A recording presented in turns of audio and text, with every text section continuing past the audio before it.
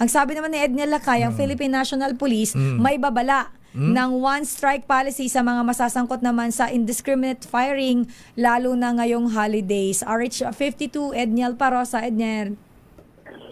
Binalaan Lakay at Sister L ni Acting PNP Chief Police Lieutenant General Jose Melencio Tatis Jr. itong mga tauhan at iba pang gun owner na masasangkot sa incident ng indiscriminate firing ngayong Kapaskuhan.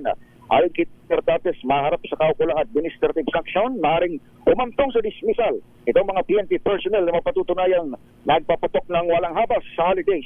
Sabi ni Tatis, pagpapatupad ng one-strike policy o no second chances itong pulisya sa mga pasaway na pulis na agad sususpindihin habang iniimbestigahan. Naurang sinabi ng General na damay sa parusa maging mga commander na hindi mapupulis sa kanilang mga tao sa paggamit ng baril. Gayon din, tinuksan ng PNP ang hotline at social media pages nito upang maging sumbungan ng publiko sa iba pang insidente ng indiscriminate firing.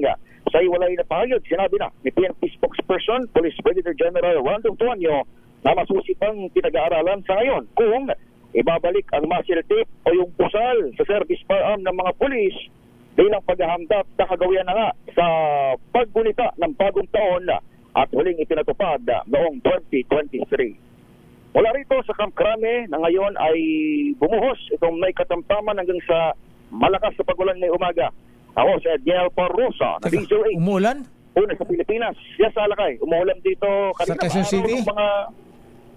Kanina maaraw nung mga past 6, past 7, ngayon biglang nagulat na tayo pag dunga ulit natin dito ay umuulan dito sa PNP headquarters sa Quezon City, Lakay.